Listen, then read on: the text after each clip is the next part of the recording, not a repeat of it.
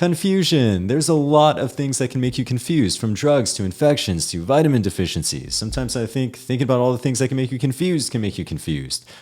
Let's get into it. Confusion, or as we oftentimes call it in the hospital, delirium, is something that occurs quite commonly in the hospital setting. In fact, I don't think I can spend a week on the hospital wards without encountering at least one patient who is suffering from delirium. This condition can be a challenge to diagnose because so many different things can cause it. Drugs can do it, so street drugs like cocaine, amphetamine, alcohol as well can make you very confused, but not only the acute intoxication state, but also withdrawal. Withdrawal from alcohol can make people very agitated and confused. And it's not just street drugs, medications too. Things like Ativan or lorazepam, that's a benzodiazepine anxiolytic. It's a medication to treat anxiety. Also prescription pain medications like Norco and Vicodin, and even something as seemingly benign as Benadryl can sometimes make people kind of loopy as a side effect. Infection is another big cause of delirium, especially in the elderly population.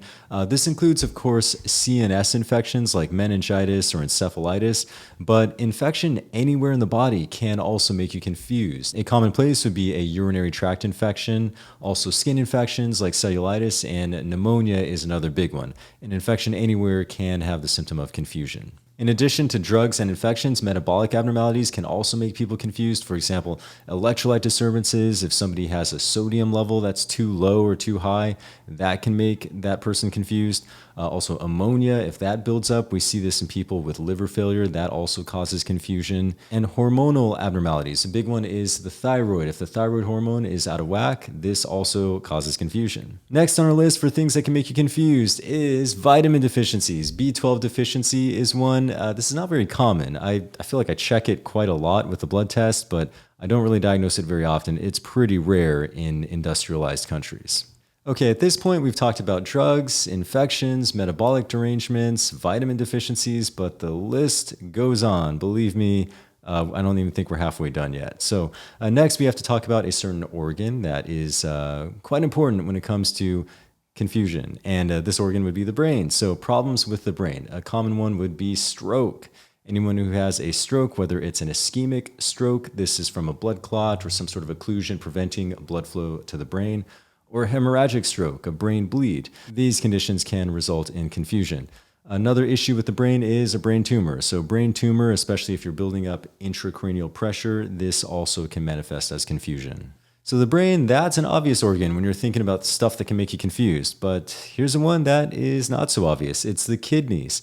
An abnormality in the kidneys, if the kidney function is poor enough, you can result in a condition called uremia. This is where toxins build up in the body to the point where people become very confused, and when it gets bad enough, you can actually just go to sleep. It can put you into a coma. Now that I think about it, pretty much any organ in the body, when it's dysfunctional enough, it can result in confusion. Another big one that's commonly implicated is, or are, the lungs. Bad lung problems like COPD or even COVID-19 pneumonia can result in very low oxygen levels, and this can make people confused. But even worse than low oxygen levels are high CO2 levels. So rising carbon dioxide levels can very easily make someone quite confused. And the list goes on. Next, we need to talk about seizures. So a seizure is something that obviously you're quite confused if you're seizing, but after the seizure, there's what we call a post-ictal state, where the person who has suffered a seizure does not quite return back to their usual self. They're kind of out of it for a while. So a seizure is another thing to think about when trying to work up confusion. And finally, psychiatric abnormalities like an acute manic episode or acute psychosis. These almost by definition cause confusion. And there you have it. If you weren't confused before about all the things that can cause confusion, after talking about all the things that can cause confusion, you're probably confused now. But I do hope you found this video to be helpful. If you want to see more, feel free to hit that subscribe button there. And I'll also link a couple of recent videos here. Until next time, I'll catch you guys later.